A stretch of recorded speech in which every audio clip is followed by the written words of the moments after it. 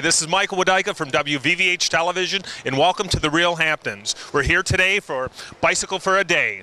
I'm here with Adam, one of the architects for Bicycle for a Day. How are you? This is a great event. Thanks for having us. You are very welcome. Tell me a little bit about what Bicycle for a Day is. Well, it's it's Matthew Modine's organization that promotes the health and welfare of biking as an alternative transportation and energy conservation method. Great.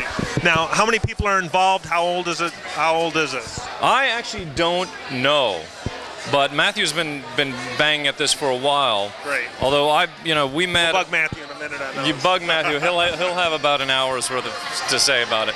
But being the architect, what he asked me to do was develop a mobile bicycle store and bicycle center. So the idea is we're going to get donations of bicycles in the United States, thousands of bicycles, bring them over in containers, and then use the containers as stores and education centers to educate people on the benefits of bicycling, and also give the bicycles away to all the local, underprivileged people, and also teach people to, do BMX riding and all sorts of cool stuff like that.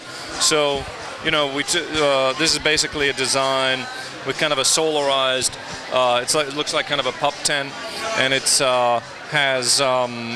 You'll be able to display about 300 bicycles in here, and get a lot of traffic. When are you anticipating the first one being done? Well, he wants to start collecting bikes almost immediately, and we're going to need to work with the military, actually, because we're going into Iraq and Afghanistan, so we're obviously going to need, military police. So a little bit of that is that coordination. So we're hoping in about 90 days to get over there. Great. How do people get involved? Who do they contact?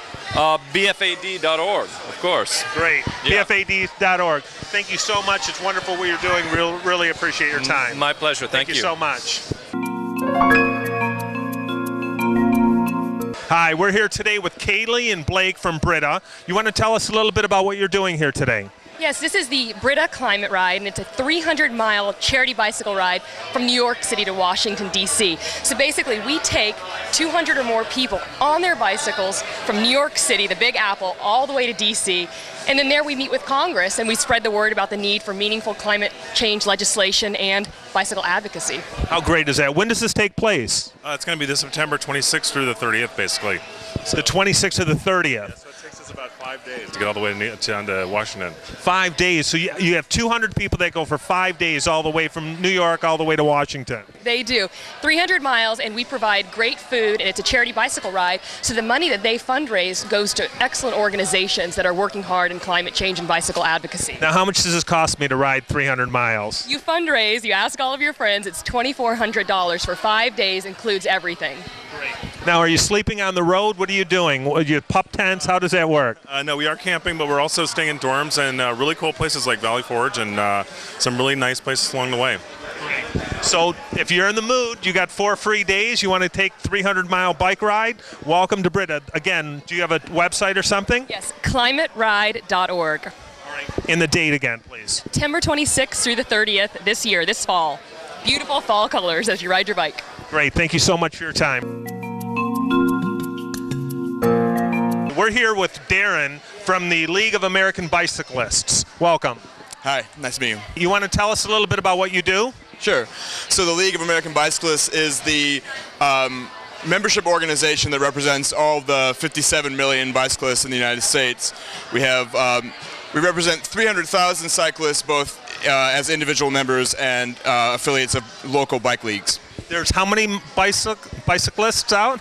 About 57 million bicyclists. 57 million, and they're all part of your association. We represent their interests. Oh, how great is that? Now, what are you doing here? I see that you've got a yearbook here. You're handing out yearbooks. And what else do you have here? That's right. Well, one of the key programs that we do is we rank bicycle-friendly communities.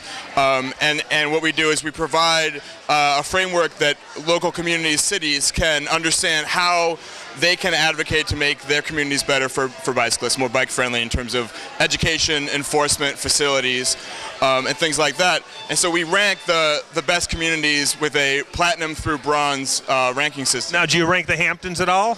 No, we haven't ranked the Hamptons. Oh, come on, you got to get out there. Well, they should apply. We'll have to work on that. happy to Yeah, have 'em. absolutely. Good. Yeah, New York City is a bronze level bicycle-friendly community right now. Great. Now, how does somebody get a hold of you? They can visit our website at www.bikeleague.org.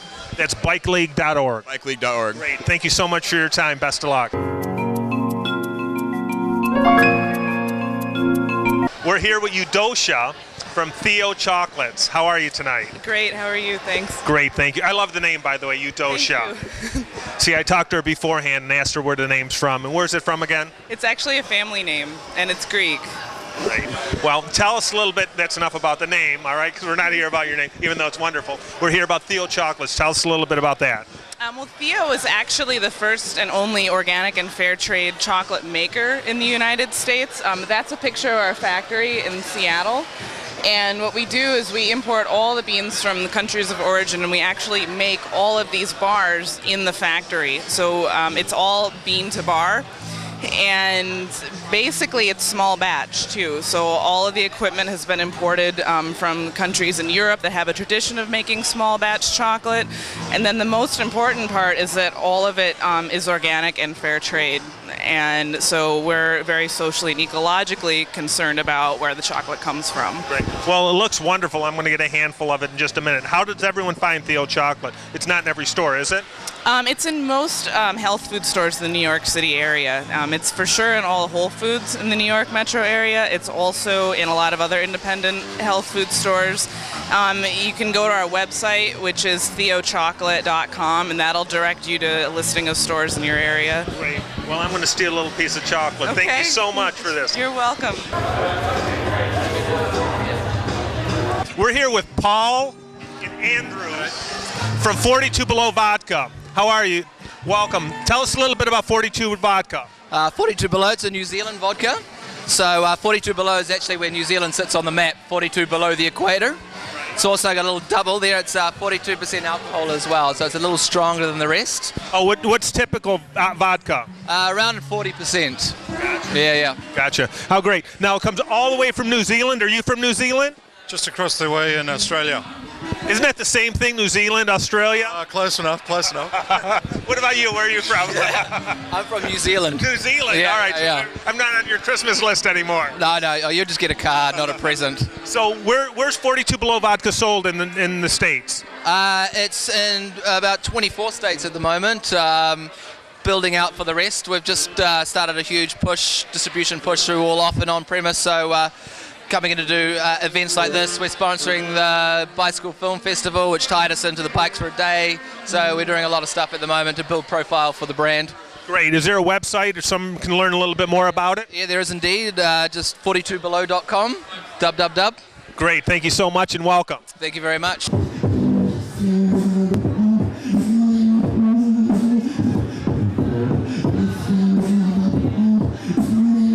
We're here with Dan and Matt from Pampered Cow. How are you tonight? I'm doing great. How are you? Great. Tell us a little bit about your cheese. Sure. Well, our farm is called Twin Maple Farm, but we're representing a consortium. There's 19 cheesemakers in the Hudson Valley where we make cheese right on our farm from our own animals' milk. It's like the equivalent of an estate bottled wine. And there's 19 of us now, and we're all within 3-hour drive from where we're standing. So we're out to just sort of promote the local farms and bring awareness to these great things coming out of our backyard. Great. Now, how's your distribution? Where are you located? Where are you? Our distribution, we're expanding. We're in primarily restaurants right now, but we do sell to many specialty stores. We're in Eli's on the Upper East Side, Saxelby's Cheesemakers in the Essex Street Market. We're going to be at the UN. They have a nice Hudson Valley cheese plate this summer. And Center, the U.S. Open this summer. People really embrace this. The problem has been getting a hold of it. You've had to go on food safari to get this stuff up until now. So how do they get a hold of it? Well, our distributor is Baldor Foods, and they pick up at our farm every Thursday. So we gather up the cheeses from the local farmers, they pick it up, and then it goes to market. And we both moonlight doing this. It's an elaborate farm conservation scheme, really. Oh, how great is that? But the UN, where I met Matt Modine here, the Pierre. What's so special about the cheese? Well, it's a product of place. It's all handmade, usually by the farmers themselves, the people that hay the fields, milk the cows, then go in and make the cheese so they can make their farm more sustainable, so they can make a living. But it's a product of place. there's no two alike with Farmstead. Much like a Chateau bottle wine, it's a specific product of a specific place. Great. Well, we really appreciate it. Best of luck with everything. Thank you so much for your time. We're with Kate and Zach from Ultra Motors. How are you tonight? Great, thank you. Tell me a little bit about what this bike is, the A to B. Well, the A to B is kind of a unique bicycle.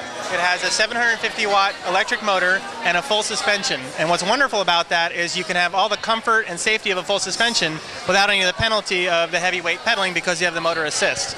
Now, does the bike pedal itself? Do you pedal it? What is this? It's really up to you. It's a dual system where you either engage the throttle full on with speeds up to 20 miles an hour, or you can pedal, engaging the 7-gear derailleur. Great. Now, where do I get a bike like this? We carry them in our store at Vespa Soho and also at our store McCarran Motors in Brooklyn. And we're looking to just get the wider distribution in New York, but those two places are a great place to start, and we do offer test drives. Now, what's a bike like this run? 2700. 2700, not a bad deal for a pretty bike. Now, what kind of colors do you have? We have white, black, blue, silver, and recently we just introduced yellow. Oh, it's pretty stunning. Great, great. So how do people get a hold of the bike? If you come to either of our stores, either Vespa Soho or in Soho on Crosby Street or McCarran Motors in Brooklyn, we have them on the floor in stock, available for test drives, and we try to keep all the colors in stock, though they've been selling well. Great. And is there a website? VespaSoho.com. If you want to read about the bike itself, go to www.ultramotor.com. Ultramotor.com. Say that again. We like the way you say that. Ultramotor.com. Now, what's so special about the bike? It eliminates the need for a car. Yeah, absolutely. So you have one more time, and then after you're out, we'll get a replacement. Right. What's great about it is that when you've got a short car trip, this basically eliminates the need to take that car. And it's a green, environmental way of doing it. It's based off clean emissions technology, which is obviously the future. It's 10 cents per charge, so it's super economical and it's super practical. How long does it take to charge? It takes up to 3 hours to charge. That's when the battery's flat. But the great thing about it is it's lithium-ion technology, so the battery holds its charge really well. And how long can I ride on the bike going 20 miles an hour? You can go 20 miles. 20 miles on one charge. On one battery. We also sell an additional battery, which takes your range up to 40 miles. Great. So what are people using this for in New York? One of the really nice things about it is that you can be a professional, wear nice clothes, ride a bicycle to work, and not show up sweaty. Very few New Yorkers have a shower in the office, so this gives many more people the chance to go green for their commute at the same time without any sacrifice. Does it come with one of those big, thick chains that you guys have all around the city? We do have the big, thick chains, but maybe this one's really pretty. Let's bring it inside. Not so sure. So. All right, great. Thank you. I'm here with Rizal. Rizal, tell me a little bit about what you're doing tonight. Well, you know, I'm a vocal percussionist, aka beatbox. So I'm going to be doing a little beatboxing today. So I love that. I would, you know, if I could be anything, I'd be you. And I'll be yeah, well, there you go. I would go out there and doing a beatbox. Can you do just a little bit for us? All right. Ladies and gentlemen, now. How great is that? Well, are you performing? Do you have a CD out, an album? I'm working on a new project. It's called Greatest Knockouts Volume 2. It should be in stores in the fall, so look out for that. Yep. Is there a website? How do we get a hold of you? Where do we see you? You can DJJS1.com. You can pick up all my music, and, you know, it should be great. Great. Are you on iTunes? Yeah, you can catch me on iTunes. This, you can Google Rizal, and you can get everything. All right. How perfect is that? Spell it for me. RAHZEL. See, I would have been a little off with that. So we got Rizal here. Thank you so much. We're going to be shooting you a little bit later on. Thank you so much. Best of luck. Thank you. Another very important person here that I'd like to recognize, and his name is Dan Lee. Daniel Lee, who is right here. Daniel Lee is probably one of the most talented producers, directors, filmmakers that I have met. And his passion is also biking. I'm here with Brent from the Bicycle Film Festival. How are you tonight? Very well. It's a very beautiful night. We're here on the East River at a wonderful party. Tell me a little bit about the Bicycle Film Festival. The Bicycle Film Festival was started by myself here in New York after I was in an accident. I was hit by a bus. I want to do something positive for bicycle culture and for people who ride bikes. There goes Matthew right in front of our host tonight. I had this idea to do something positive for bikes. And I love art, I love film, and I want to do something around art and film focused on bicycles. When does this take place? Here in New York City, it starts June 17th to 21. We're in 39 cities around the world, and we expect over 250,000 people to attend this year. It's pretty remarkable. How great. Now, where do we get a hold of you? How do we find out what festivals and where? Bicycle Film Festival is probably in a major city in the northern hemisphere that you live in. However, you can find us at www.bicyclefilmfestival.com. Great. Thank you so much. I love what you're doing. I'm here with Elena and Cassandra from the Transportation Alternatives. How are you tonight? Doing well. Yeah. Tell me a little bit about what you guys do. Well, basically, Transportation Alternatives is a nonprofit advocacy organization. We work for cyclist, pedestrian, and mass transit issues within New York City. Oh, it's strictly New York City. It is, although we are part of the formerly the Thunderhead Alliance, now the Alliance for Biking and Walking, which is a national organization. Where do you hand out your pamphlets? All over the place. Anything that has to do with biking, with pedestrians, mass transportation, we do tabling sessions and events all across the 5 boroughs. Great. Now, how do I get a hold of it? I see biking rules. How great is that? Biking does rule. That's actually a new campaign that we've just launched, which is all about changing the street code and the sort of how we negotiate space and how street users in New York City streets treat one another.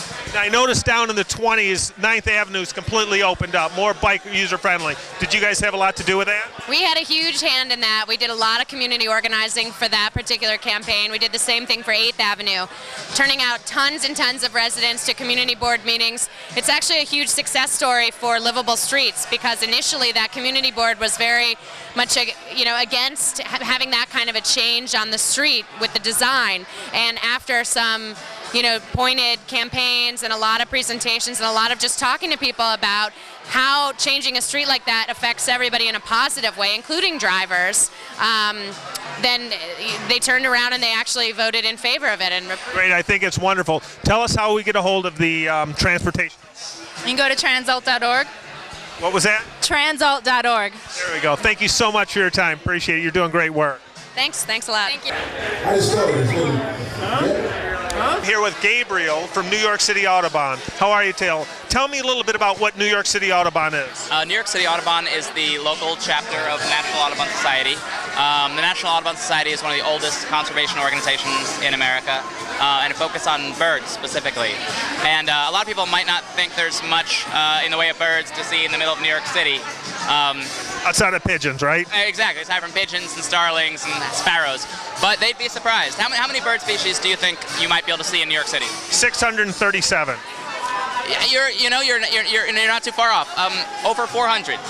Over 400, which is remarkable. Yeah. So we lead tours. We do conservation efforts such as a lot of birds, for example, get disoriented by all the lights when they're migrating. Sometimes they hit all the glass, so many glass buildings, they fly into those. So we try to study which buildings, are the worst for that and help work with those buildings to use less reflective glass. And so there's conservation efforts and there's also education tours, a lot of fun stuff. I love this shirt. How do we get a shirt? Thank you. If you join New York City Audubon, you get the t-shirt. All right, perfect. How do we join?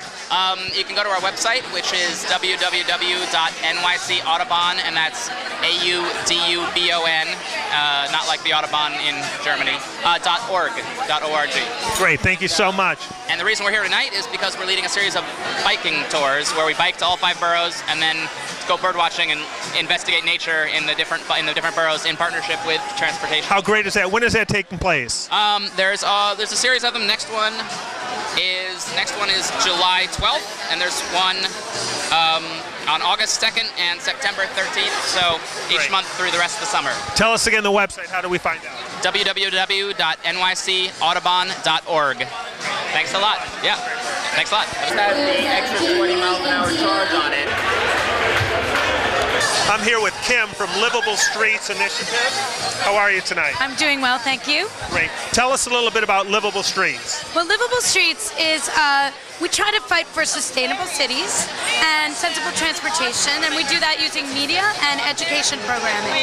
Well, I don't quite understand. What is livable streets? Explain that to me, because there's people live in every street. I know what you mean. So we think that livable streets are streets that aren't dominated by cars, where people can walk and bike successfully, where children can play on the street without being in danger of being hurt or hit by a car.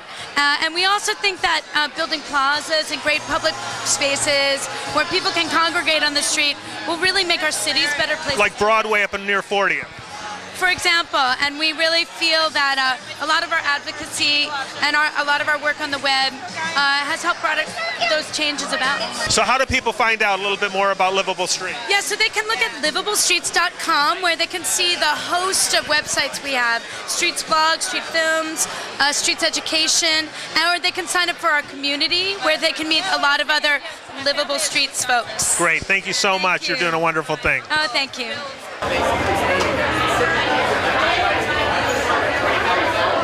Here with Justine and Andy from Nunu Chocolates. How are you tonight? Great, thanks. I have to ask you, Nunu, where's the name Nunu come from?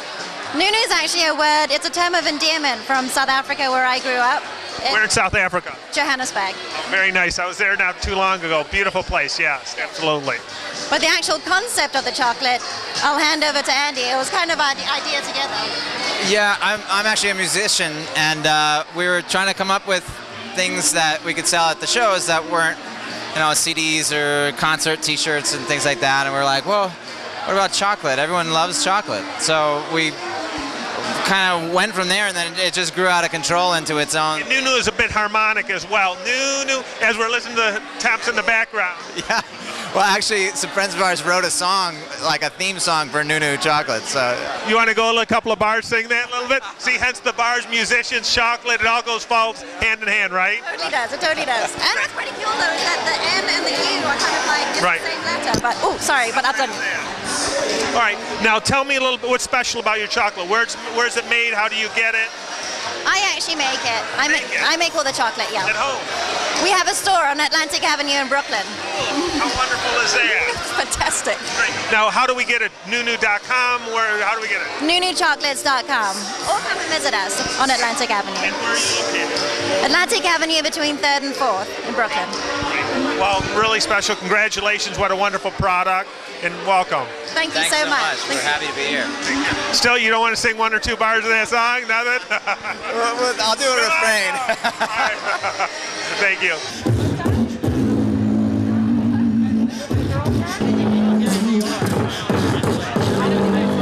Hey, Colin, how are you? I'm all right. Good. What are you doing? I'm making smoothies. All right. Did you travel around the neighborhood doing this?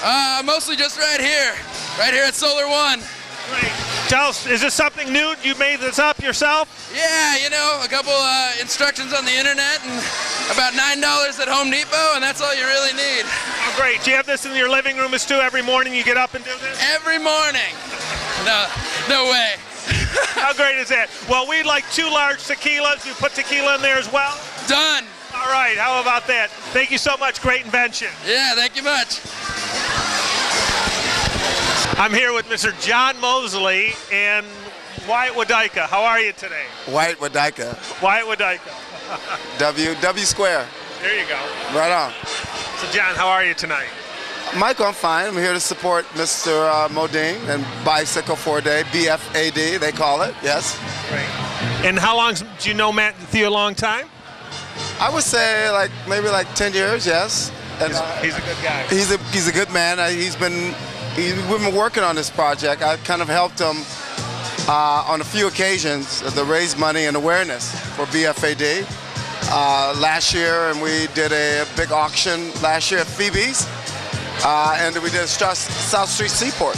And John, who are you with? Oh, Pearl Public Relations. There you go. And who? Wyatt. Who are you with? You. This is my son Wyatt. Wave hi. So why, you having fun tonight? Nope. Oh, come on now. There you go. At least mislead it a little bit. Good. Well, thank you so much, John. You're doing wonderful things. I am doing great. I just returned from LA. I was out there, went to Indy 500, and I'm very happy for Matthew. He really takes this very seriously, and he's been a fan of riding a bike. Let's see if we can get out there and support him. I know he's had support from Chicago, Mayor Daley, and also from Mayor Bloomberg. Appreciate it. Thanks for all your support. You got it, Michael.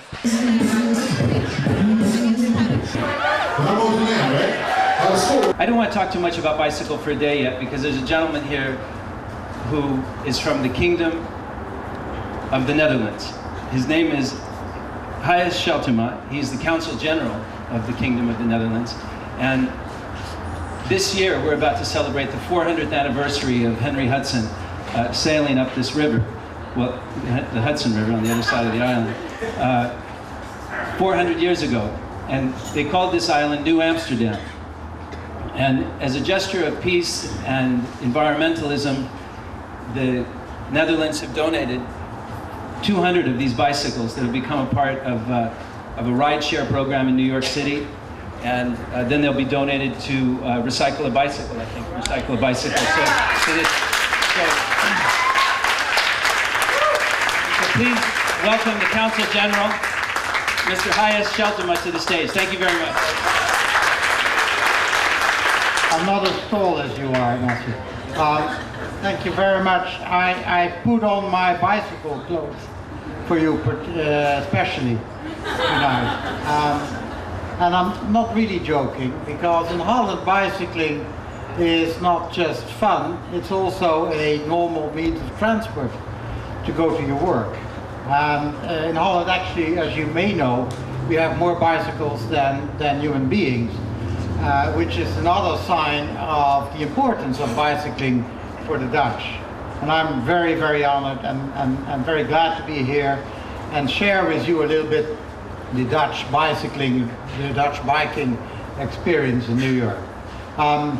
Matthew basically said it all. We have this year, we have the celebration of what we call New York 400 years of Dutch-American ties through the arrival of Henry Hudson, the symbolic arrival of Hudson on this Dutch ship, the Half Moon, here at these shores.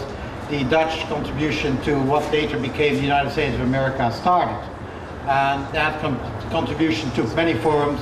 I think it's the diversity of New York, the tolerance and the entrepreneurial spirit of New York that are some of the characteristics that I think that we have brought to some extent, and I don't want to say that we are the only ones, but we have been contributing to those genes of what constitutes New York today.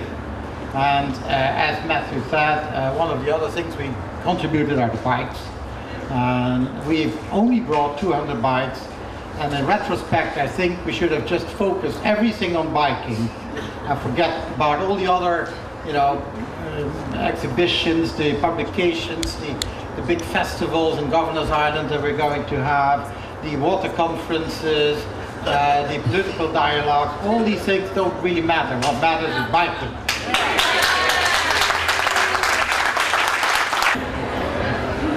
Nobody has a problem getting work as it is.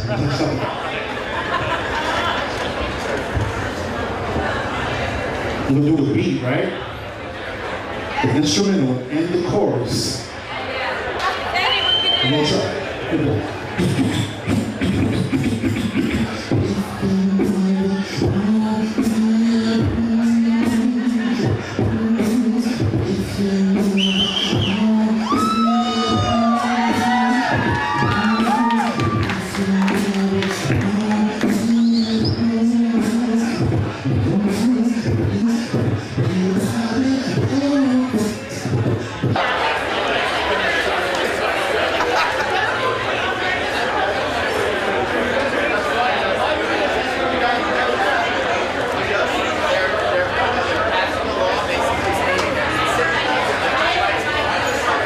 This is Michael Wudyka from WVVH Hamptons Television. Thank you for being with us.